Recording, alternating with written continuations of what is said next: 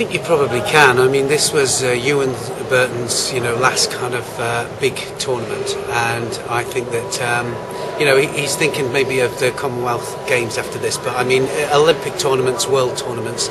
He's thinking that he wants to go out with an Olympic medal, and it is a lot of pressure.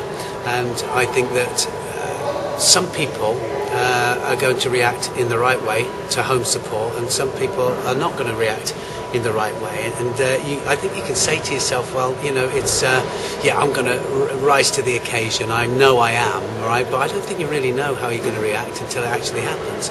And I think the Olympic Games, not just being on home turf, just the Olympic Games does it.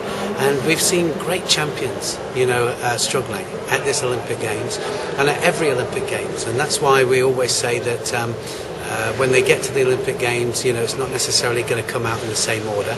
And also that we get surprises. I mean, Gemma Gibbons has just got a silver medal, and she's new into the weight category, and she has just performed out of her skin, and so she didn't have anything to lose really. And I think that Ewan did, and I don't think he should. I don't think he was kind of beaten up on himself. I think he was just disappointed that he didn't manage to perform as well as he knows he can do. And can you sympathise with them after your '84 experience?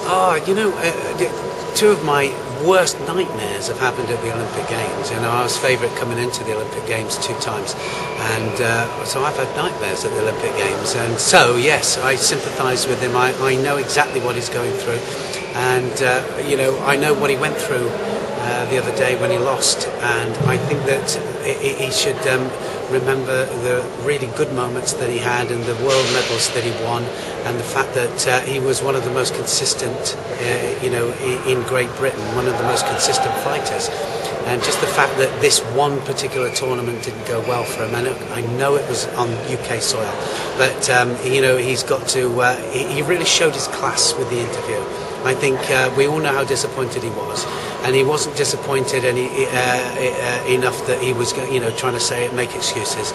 He just knew that he didn't perform on the day, and he complimented his opponents and said how good they were, and just on the day they were better than him.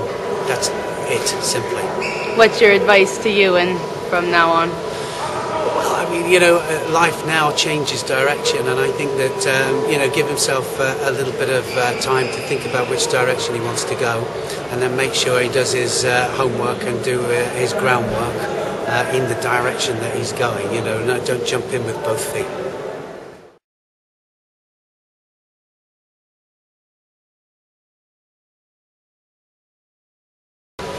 I think maybe the timing of the statement was probably wrong.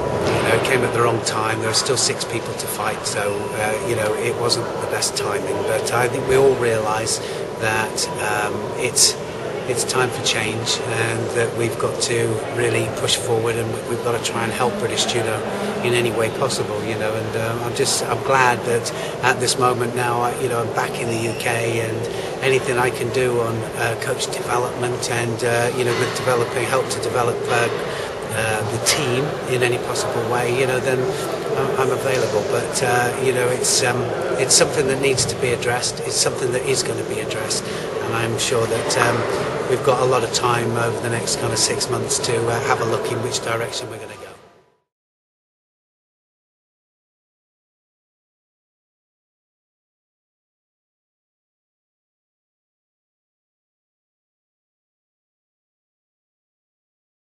I think so. I think that the in-house commentary and the earpiece are an incredible idea. I don't think enough people really kind of knew about it, which is a shame. But 10,000 people there, it's an absolute fact that only 40% were judo people, so 60% of the audience are actually non-judo people. So a lot of people have come back to us and said that thank goodness for the commentary, it really helped.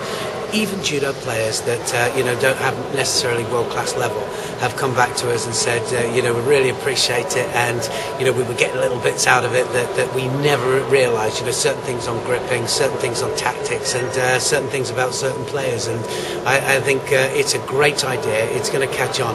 What we need to do is we need to promote it more. You know, I'm really glad that I've done the announcing job here at the Olympic Games. It was another thing that you know, I really wanted to do, and it was a real challenge. I've never been so nervous, and I was nervous about it. Well, yeah, no, never nervous in the journalistic way, I suppose. It's different to fighting, but I was terrified. The first time I did my Olympic presentation for Olympic medals, you know, that was a terrifying thing. So I'm glad I did it. I'm really glad I did it. I think, you know, I've got better and better over the period of the Olympic Games, and I hope it's not my last. And from here, well, obviously all the commentary, we're doing a load of things on coach education. We're doing a whole series of coach education courses all around the country and all around the world, and trying to help certain countries, smaller countries, develop their coaching programs. Apart from that as well, what we're doing is we're doing different courses, like a mentorship program with developing coaches who are just finishing competition, for example, and hopefully to take them through a mentorship program to help them decide which direction they're going to go.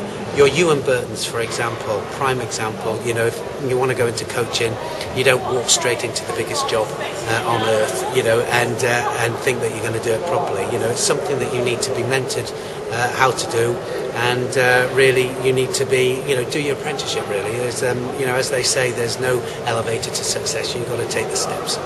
You're known for your work with fighting films, and also being an author. Are there any books on the horizon or any videos? Well, yeah, we're going to do the second part of an autobiography, so that's a good one. And then we've got a kind of a pictorial book that's going to come out depicting certain things, certain philosophies of my beliefs. And it's going to be a really nice coffee table judo book with some fantastic pictures in it. So have a look out for that. Excellent. Thank you, Neil. Thank you.